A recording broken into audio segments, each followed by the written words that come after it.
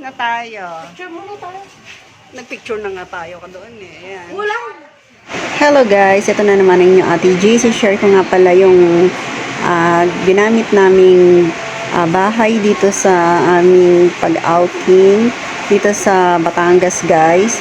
Bali, nag-house rent lang kami rito at ganyan lang ang kanyang itsura. May isang bed na malaki at saka isang double deck. Tapos merong ref, may CR at saka may tambayan, balcony.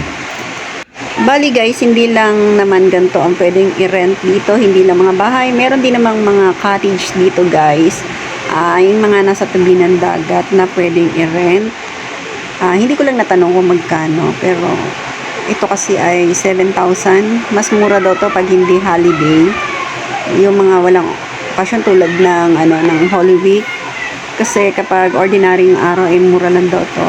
Ngayon talagang pahirapan sa paghanap ng ng mai-stayan. So guys, andito kami ngayon sa tabing dagat at naglalakad-lakad.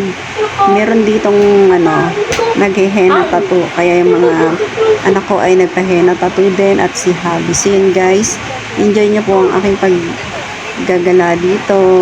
Madami nga pala dito guys, mga nagpapa-henna tattoo. Tapos marami rin tumatambay sa tabing dagat. Kasi dito guys, bawal na ang maligo kapag gabi. Iniiwasan kasi yung may madisgrasya. Bali, ang oras ng pagligo ay 6 a.m. at hanggang 6 p.m. lang.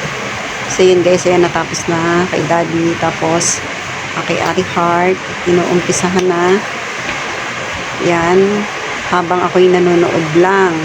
So yun guys, bali, maganda rito guys, maganda yung buhangin dito, walang bato-bato, pino yung buhangin dito. Tapos pag umaga medyo white sand siya, hindi mabato-bato, hindi masakit sa paa, tsaka walang jellyfish, kaya ayos ang aming so yun guys, kapag umaga naman ay maganda rito mag swimming, maggala at mag-banana boat.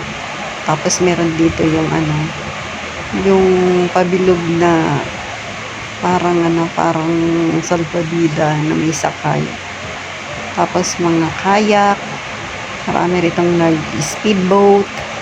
Kaya guys, masarap mag-swimming lalo na ngayong Holy Week. Kaya guys, enjoy niyo ang aking pag-share ng aming moment dito.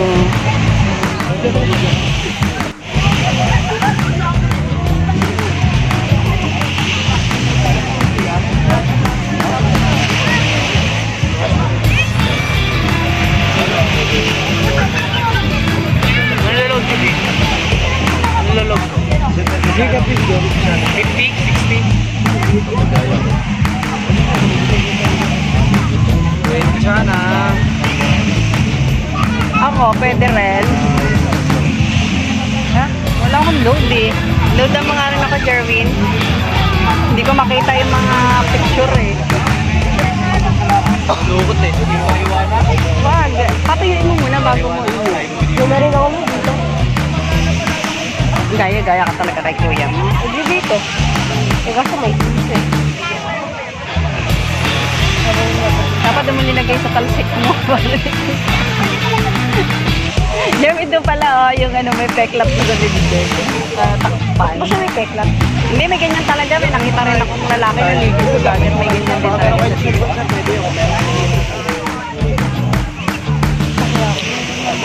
Ay, ang galing. Patingin. Cute.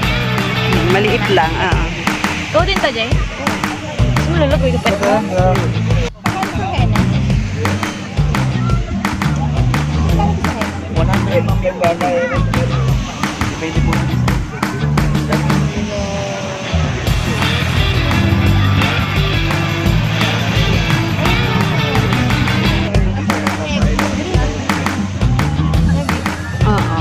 Oo nga. Cute.